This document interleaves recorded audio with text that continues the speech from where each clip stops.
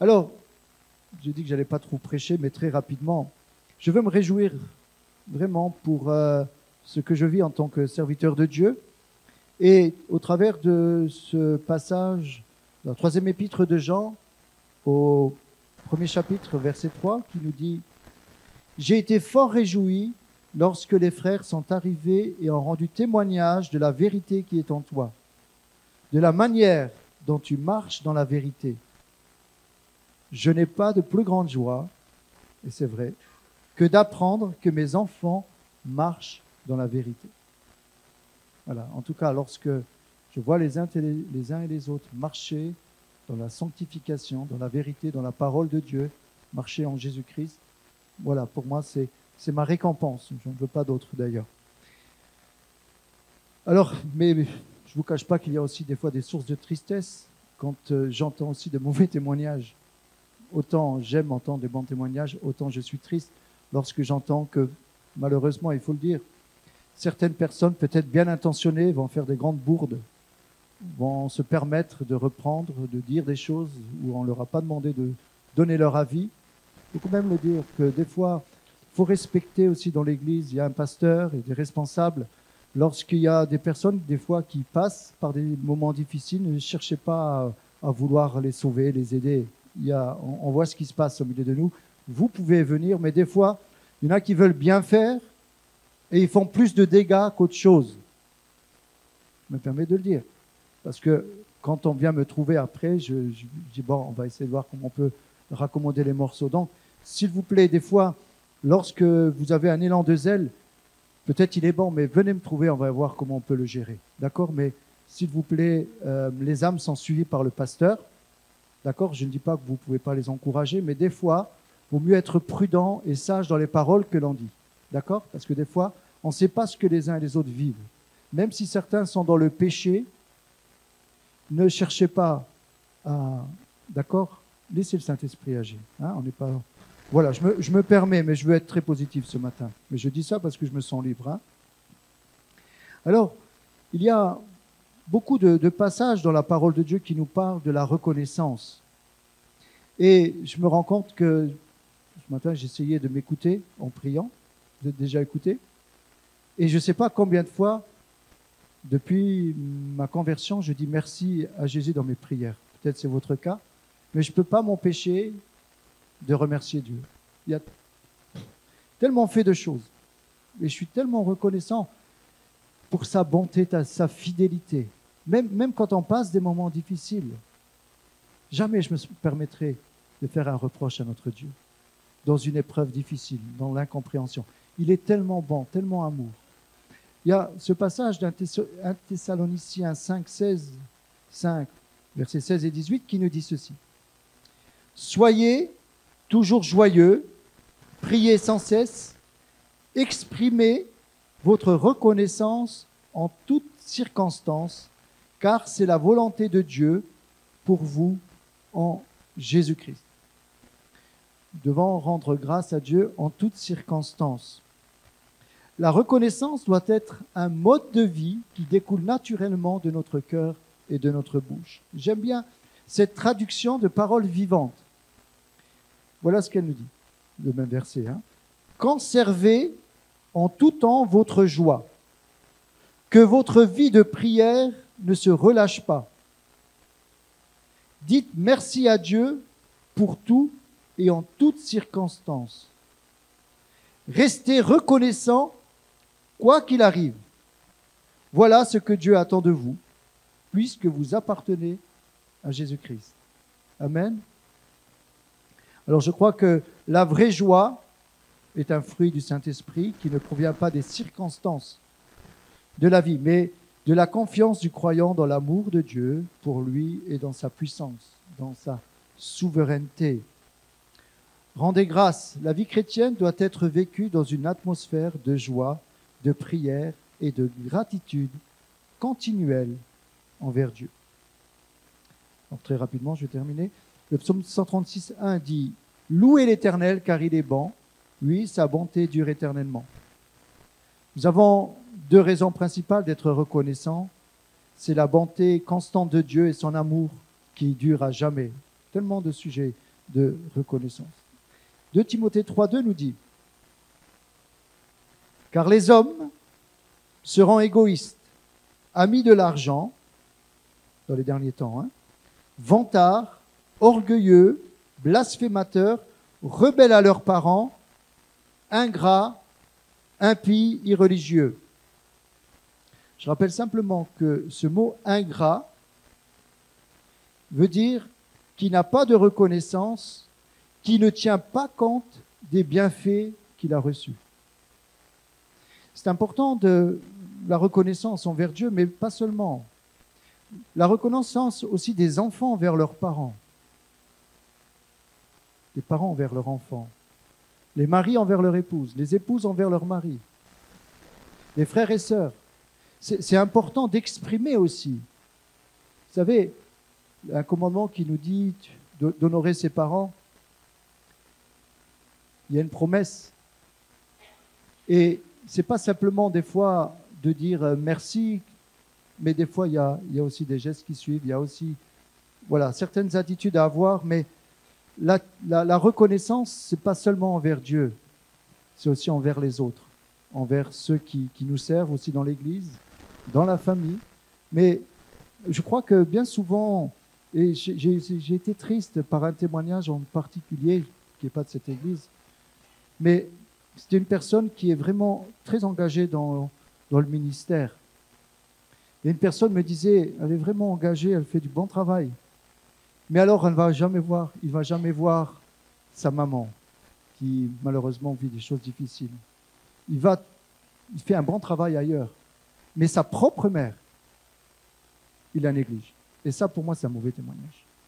Je pense que ça commence par notre famille. Et je pense que dans nos cultures méditerranéennes ou africaines, la famille est quelque chose. Donc, honorer les parents, c'est vraiment important. Tant que nous les avons, moi j'ai perdu mes parents, j'ai tout fait pour les honorer et aujourd'hui, je n'ai vraiment pas de regrets. Mais c'est important, je sais que j'ai passé de bons moments avec eux. Voilà, c'est une petite parenthèse. Alors, tout simplement, je terminerai qu'il y a plusieurs façons de remercier Dieu. Nous pouvons le faire avec les paroles de la Bible, avec des versets, avec des psaumes. Souvent, on s'identifie au travers de psaumes ou de passages de la Bible. On peut remercier Dieu avec notre propre mot, lui dire merci de différentes manières, par des chants, par des louanges. Mais surtout, on peut remercier Dieu par notre obéissance à sa parole. Des fois, on ne sait pas comment dire merci à Dieu. Ce matin, je te réponds. Si tu veux dire merci à Dieu, sois obéissant à sa parole. Il sera vraiment heureux. Amen. On peut dire merci à Dieu au travers des offrandes. Je ne parle jamais des offrandes. Certains m'ont dit que tu as un problème avec ça. Ce n'est pas que j'ai des problèmes, je crois que Dieu pourvoit, mais des fois, il faut en parler, mais bon, ce n'est pas ma tasse de thé. Mais je dirais simplement que c'est important de donner à Dieu. Nous allons construire une église et dans ma vision, on a eu une réunion de responsables et je leur ai dit, et à l'unanimité, ils étaient d'accord avec moi, on va faire ce projet sans faire de crédit, en sachant qu'on n'a pas d'argent. Voilà, donc vous êtes tous impliqués à prier. C'est important de comprendre que c'est Dieu qui nous conduit. On est obligé maintenant d'aller plus loin avec cette construction. Et je bénis Dieu pour l'architecte qui nous a donné, qui est vraiment rentré dans ma vision. Et voilà, je pense qu'en tout, avec cette église, il y aura 700 places. Donc, il y a vraiment quelque chose de grand qui se prépare. Mais Dieu est vraiment au contrôle de toutes choses. Et je m'attends vraiment à l'investissement des uns et des autres. Je ne suis pas le genre à faire des appels d'argent. Mais voilà, que chacun puisse aussi se placer devant le Seigneur et voir comment le Seigneur les conduit. Mais en tout cas, je me réjouis pour ce que nous allons vivre ensemble. Donc, c'est aussi une façon de remercier Dieu. Il y a encore 2 versets, j'arrête. J'ai demandé à Olivier de dire quelques mots, 5 minutes, et également à Henri. Alors, on retrouve dans Jean 12, au verset 2, « Marie, ayant pris une livre d'un parfum de nard pur de grand prix, oignit les pieds de Jésus, et elle lui essuya les pieds avec ses cheveux. Et la maison fut remplie de l'odeur du parfum. Marie, la sœur de Lazare et de Marthe. Ce nard de Grand Prix, c'était équivalent à 300 jours de travail. Imaginez la richesse qu'elle a déversée aux pieds de Jésus. Forcément, Judas va dire, mais on aurait pu récupérer cet argent pour les pauvres. Donc, il était en train de dire qu'il était pauvre. Parce qu'il mettait la main dans la bourse, nous dit la parole de Dieu. Il y a aussi un autre passage, et là je m'arrêterai, Marc 12, 42, il vint aussi une pauvre veuve, elle y mit 2 pièces, faisant un quart de sou. Alors Jésus, ayant appelé ses disciples, leur dit, je vous le dis en vérité, cette pauvre veuve a donné plus qu'aucun de ceux qui ont mis dans le tronc. C'est important de voir que Jésus va même regarder, c'est drôle hein, de dire ça, Jésus va se mettre près du tronc et il regarde ceux qui mettent. C'est drôle, hein? Il ne vous interpelle pas ce passage? Jésus, il se met près du tronc et il regarde. Mais je trouve ça particulier quand même. Et ce que je veux dire au travers de cela, c'est que cette pauvre veuve va donner 2 sous, un quart de sou.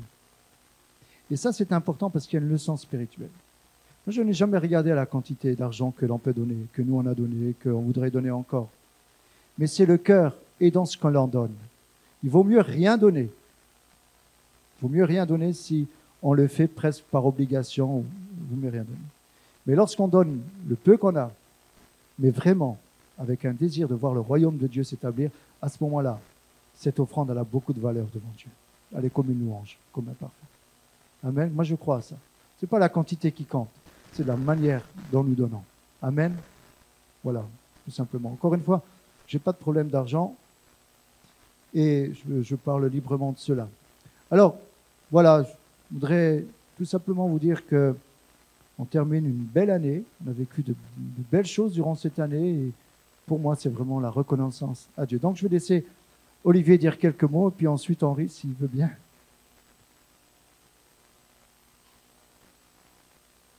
Voilà.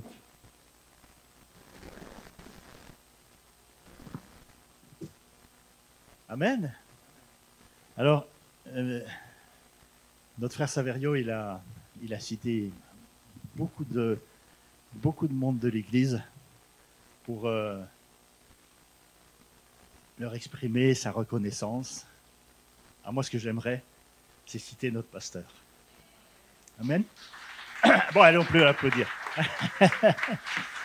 Parce que je veux me... Alors, c'était pas prévu, hein, mais de tout mon cœur, je veux le bénir de la part du Seigneur parce que je lui ai dit,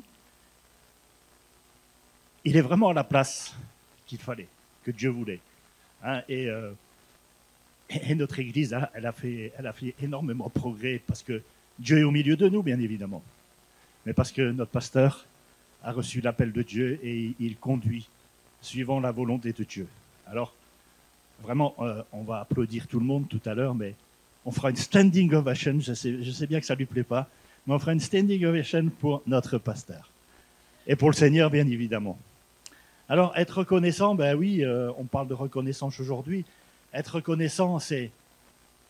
On va dire que ça peut être naturel, et Saverio disait, moi, il n'y a pas un jour où je n'ai pas envie de louer, de célébrer, d'être reconnaissant au Seigneur. Et c'est vrai qu'on a vraiment connu toute la plénitude de sa vie, de son esprit en nous. On n'a qu'une seule envie, c'est de lui être reconnaissant. Être reconnaissant à Dieu, c'est exprimer de la gratitude, de se souvenir de ses bienfaits et le remercier pour tout ce qu'il a fait et tout ce qu'il a fait pour nous. Avoir une attitude de reconnaissance, ça semble naturel et normal quand nous avons fait l'objet d'un bienfait particulier. Et pourtant, il arrive souvent que l'homme fasse preuve d'ingratitude. On constate souvent ce genre de comportement. Si chez nos contemporains, on constate souvent un manque de reconnaissance et que le simple merci qu'imposait la politesse la plus basique, eh bien, a tendance à disparaître de nos relations sociales. Pour les chrétiens que nous sommes, bien évidemment, il ne doit pas en être ainsi. Non seulement dans nos relations avec nos frères et sœurs, la reconnaissance doit s'imposer, mais aussi dans notre relation avec notre Seigneur, nous devons faire preuve de reconnaissance et lui exprimer le plus souvent possible. Dans la Bible, les synonymes de reconnaissance sont action de grâce, sont rendre grâce, louange, adoration. Voilà ce que c'est la reconnaissance, c'est dire merci, merci, merci Seigneur. Et nous pouvons être reconnaissants, avoir pour notre Seigneur des remerciements pour ses nombreuses actions dans nos vies, ces actions qui nous font du bien. Et si Paul nous exhorte à rendre grâce et à être reconnaissant en toutes choses, c'est qu'il a peut-être remarqué que ce n'est pas toujours spontané et naturel chez nous, mais aussi pour nous rappeler que c'est la volonté de Dieu à notre égard que de le louer, de lui rendre grâce. Notre frère a pris un passage à ce sujet. Et je voudrais dire Colossiens 3,15, que la paix de Christ à laquelle vous avez été appelés pour former un seul corps règne en vos cœurs et soyez reconnaissants. Un petit peu plus loin au verset 17, et quoi que vous fassiez, en parole ou en œuvre, faites tout au nom du Seigneur Jésus, en rendant par lui des actions de grâce à Dieu le Père. Colossiens 4,2, persévérez dans la prière et veillez-y avec action de grâce. Et ça, je pense que c'est un verset important. On prie souvent, on prie le Seigneur pour nos besoins. Seigneur, j'ai besoin. Des fois, on est là comme des mendiants. Ah, Seigneur. Mais Paul dit, veillez-y avec action de grâce. Et je pense que notre prière, elle a de l'efficacité quand nous la commençons, non pas en disant, Seigneur, j'ai besoin, mais Seigneur, je te remercie. Amen. Veillez-y avec action de grâce. Soyons reconnaissants. Et ce verset qui a été lu tout à l'heure de 1 Thessaloniciens 5,18, rendez grâce en toutes choses, car c'est à votre égard la volonté de Dieu en Jésus-Christ. C'est la volonté de Dieu que nous soyons reconnaissants, que nous puissions le louer. Rendre grâce en toutes choses. Voilà ce que Dieu attend de nous. Et si cette exhortation nous est souvent répétée, c'est tout simplement parce que Dieu sait que de notre part, ce n'est pas forcément toujours une attitude naturelle et constante. Louer le Seigneur, lui rendre grâce quand tout va bien, quand la bénédiction vient sur nous, quoi de plus facile, quoi de plus naturel. Et même malgré ça, on n'est pas toujours reconnaissant. Mais quand ça va moins bien, quand nous devons faire face à nos problèmes de tous les jours, nos petites contrariétés quotidiennes, qu'en est-il ? Est-ce que notre cœur est dans une attitude de louange et de reconnaissance dans ces moments plus difficiles ? Et pourtant, le Seigneur, au travers de Paul, nous dit « Rendez grâce en toutes choses, car c'est à votre égard la volonté de Dieu en Jésus-Christ. » Rendre grâce en toutes choses, quelles que soient les circonstances, voilà ce que Dieu attend de nous. Et nous, on va, même quand ça ne va pas toujours aussi bien que nous le voudrions, nous avons besoin de savoir, d'en avoir une certitude absolue, c'est que Dieu tient notre vie dans sa main. Et il la tient dans sa main, pourquoi ? Parce que tout simplement, nous lui avons confié. Un jour, nous avons dit au Seigneur, « Seigneur, règne en moi, je te donne ma vie. » N'en reprenons rien. Et parce qu'il tient ma vie dans sa main, je dois savoir qu'il fait concourir toutes choses à ma faveur. Romains 8, 28, nous connaissons bien ce passage.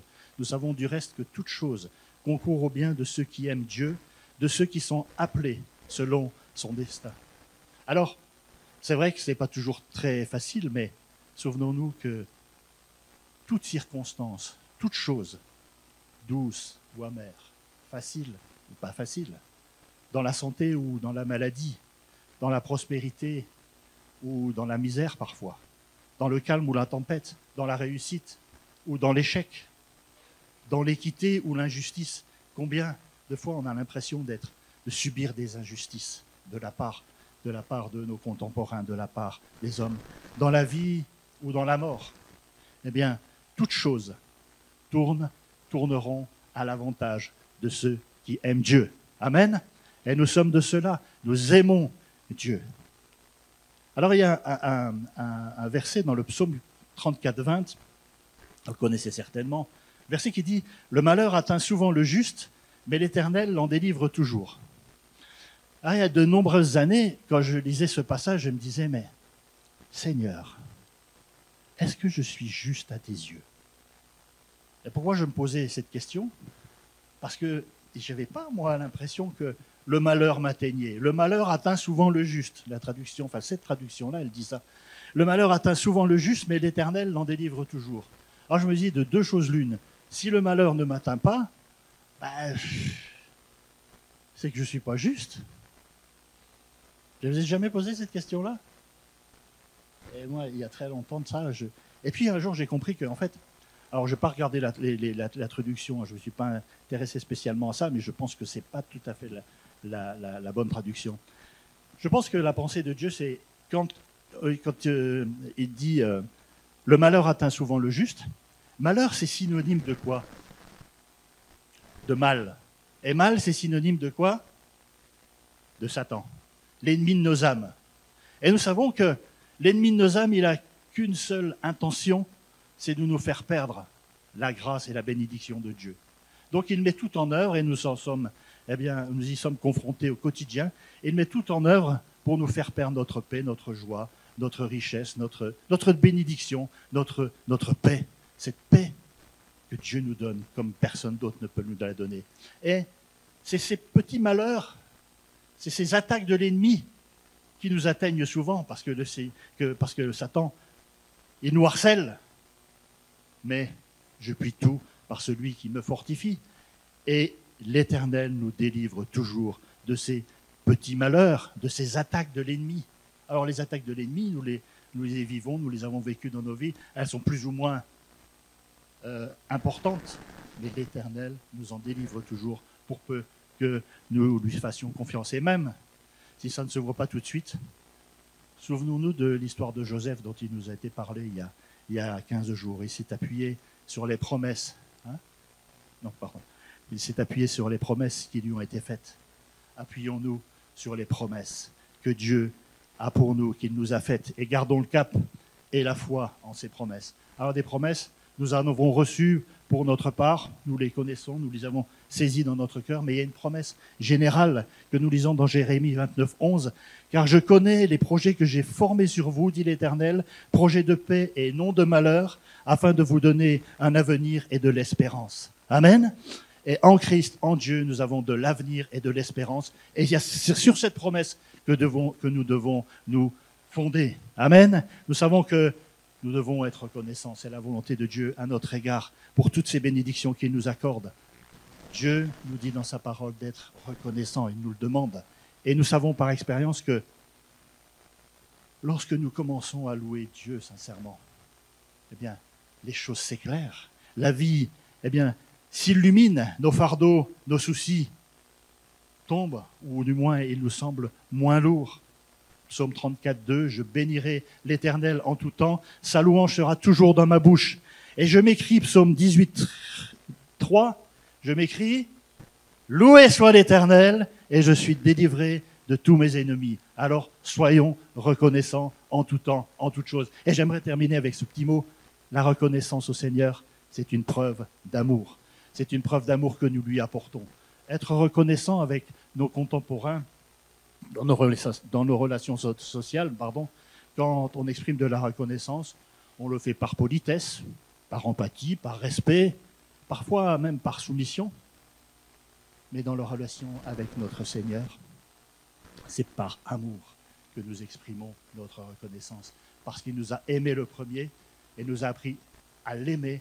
Nous l'aimons de tout notre cœur et nous lui exprimons notre reconnaissance. Amen. Soyons reconnaissants, il en est digne. Gloire à Dieu.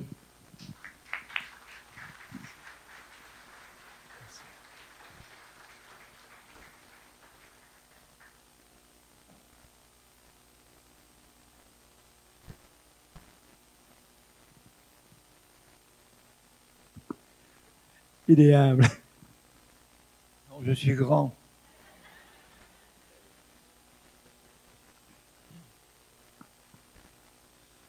au début de l'année 2024, le Seigneur m'avait montré que le monde et notre pays allaient passer par des temps de plus en plus difficiles. On sait ce qui s'est passé en 2024 chez nous.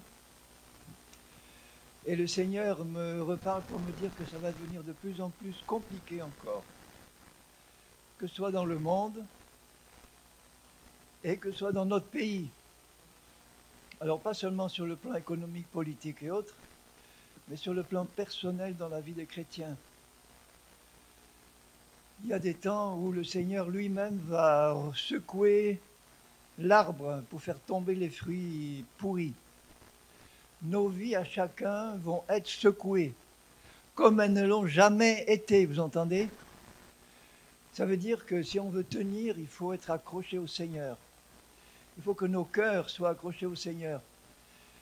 Saverio nous a rappelé ce verset de Jean qui dit « Je n'ai pas de plus grande joie que de voir mes enfants marcher dans la vérité. » Alors ça veut dire quoi pour nous? Ça veut dire être sincère, ça veut dire ne pas être hypocrite, ça veut dire connaître la vérité, ça veut dire la pratiquer.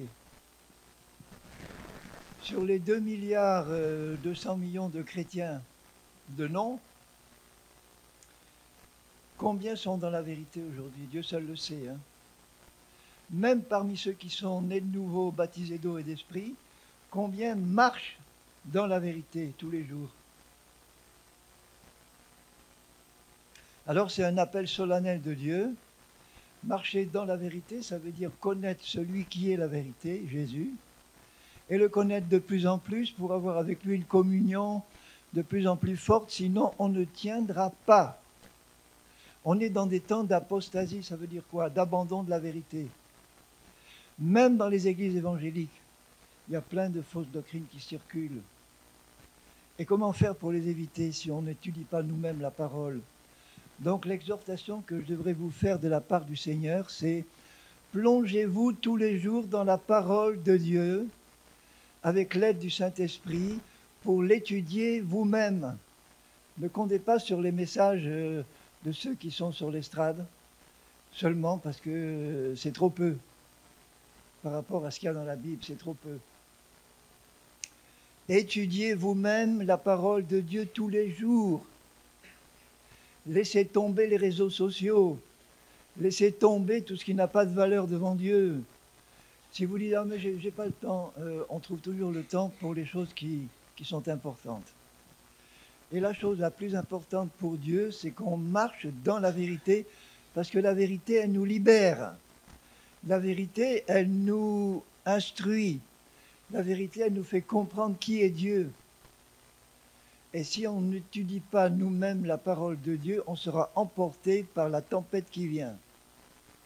On sera emporté par l'apostasie, on sera emporté par les difficultés, les problèmes. Au milieu des plus grands problèmes et des difficultés, comment on peut tenir? En étant attaché à Dieu, en étant attaché à la vérité, à sa parole. Alors vous avez compris l'exhortation qu'avec amour je vous adresse, et je m'adresse à moi le premier.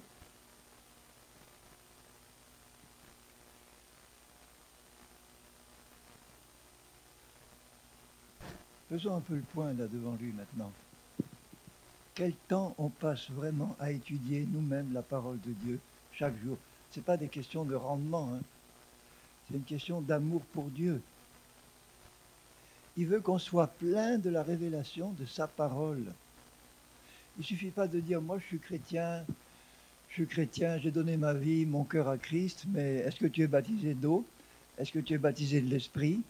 Est-ce que tu connais toi-même la vérité? Est-ce que tu avances dans la connaissance de la vérité? Est-ce que tu avances dans la pratique de ce que tu connais?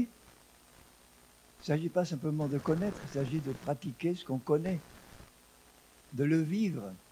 Et pour le vivre, il faut que ce soit incrusté dans notre cœur, pas dans la tête. Incrusté dans la tête, ça fait des théologiens, froids et morts. Mais incrusté dans le cœur, ça fait des gens qui aiment Dieu et qui mettent ce que Dieu nous a donné en pratique. Ça veut dire aussi dire dans la prière, sincèrement à Dieu, « Seigneur, montre-moi tout ce qui n'est pas vrai dans ma vie. Montre-moi tous les mensonges auxquels je peux croire encore. Montre-moi toutes les doctrines qui sont fausses et auxquelles je tiens. Je veux en être débarrassé, Seigneur. Si je veux marcher dans la vérité, je veux être complètement débarrassé de tout ce qui est mensonge, tout ce qui est faux, de tout ce qui n'est pas vrai, tout ce qui n'est pas en accord avec Dieu, qui est la vérité. Est-ce qu'on a au fond de nos cœurs ce désir sincère qui nous montre tous ces mensonges, toutes ces choses qu'on peut avoir au fond de nos vies, qui ne sont pas vraies, toutes ces pratiques auxquelles on tient et qui sont fausses? Il n'y a pas que les catholiques qui ont des fausses doctrines. Hein. Je n'ai rien contre les catholiques en personne, mais je crois que dans toutes les dénominations chrétiennes, il y a des tas d'erreurs et de mensonges qui circulent, y compris au milieu de nous. Je ne parle pas des enseignements qui sont donnés sur l'estrade, mais au milieu de nous, les vérités auxquelles on peut croire, entre guillemets. Alors Seigneur, j'en ai assez dit et ma prière, c'est que tu mettes dans nos cœurs le désir sincère de te connaître, toi qui es la vérité, de connaître ta parole qui est la vérité, cette parole qui édifie, cette parole qui libère, et de marcher concrètement dans nos vies, que nos paroles soient des paroles de vérité, que nos pensées soient des pensées de vérité, que nos actions soient vraies par rapport à toi, Seigneur. Et que quand on nous regarde, on puisse dire, tiens, voilà quelqu'un qui marche dans la vérité. Voilà quelqu'un au travers duquel la vérité de Dieu passe, dans ses paroles, dans ses gestes, dans son comportement, de plus en plus, pour ta gloire, Seigneur. Alors bénis chacun de ceux qui entendent ma voix, qu'ils soient petits ou grands, qu'ils soient récents ou anciens dans le Seigneur, et développe en nous, Seigneur, cet amour de la vérité, sans lequel nous ne tiendrons pas dans les tempêtes qui arrivent. Et merci parce qu'on croit que c'est ton désir de nous aider si nous avons ce désir dans notre cœur. Amen, amen. Que Dieu vous bénisse, amen.